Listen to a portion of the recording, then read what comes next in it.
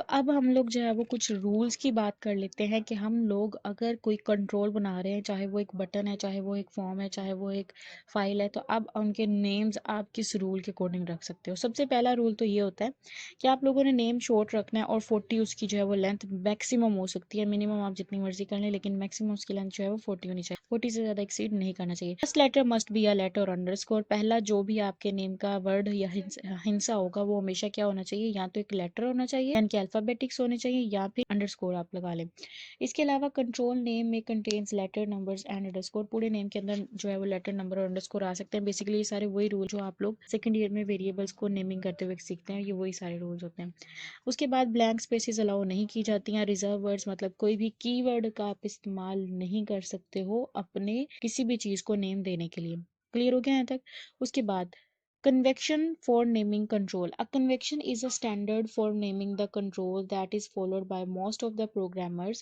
अब उन्होंने बोला है कन्वेक्शन होती है बेसिकली कि हम लोग क्या क्या रूल्स एक डिसाइड करते हैं जाते हैं, उन्हीं रूल्स के अकॉर्डिंग आगे आगे जितना भी काम है वो होता रहता है। Convention, the users may or may not follow a convention. The naming convention for the controls is Visual Basics are simple. The purpose of naming convention is to identify the type of control easily by its name.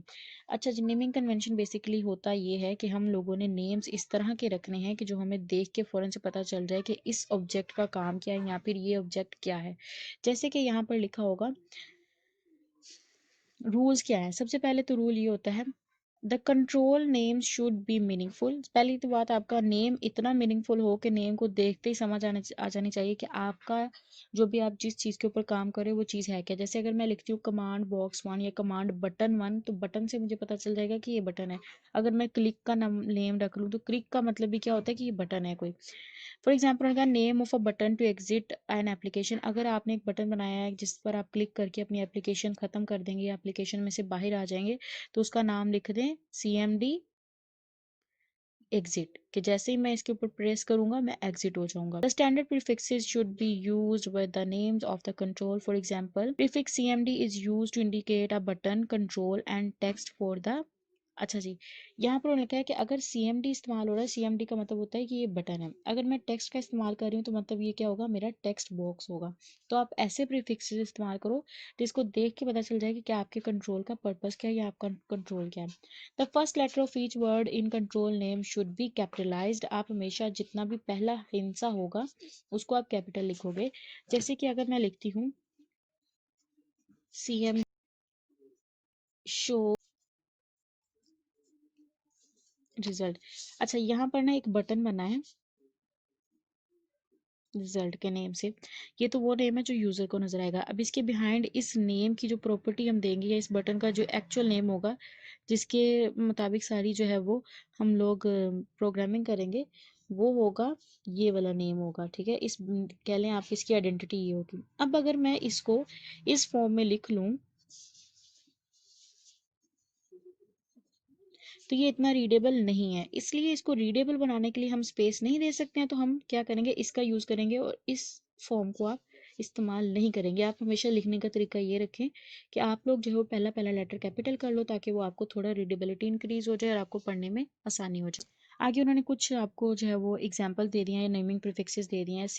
CBO का मतलब होता है combo box. CHK का मतलब होता है check box. अगर आपने कोई एक चेक बॉक्स सेलेक्ट किया है, उस चेक बॉक्स का नेम रखना चाहते हैं, तो पहले CHK लगा लो, उसके आगे जो भी आप अपना नेम रखना चाहते हो वो नेम रख लें, फिर आपको आसानी होगी अपना जो है वो कंट्रोल ढूंढने में।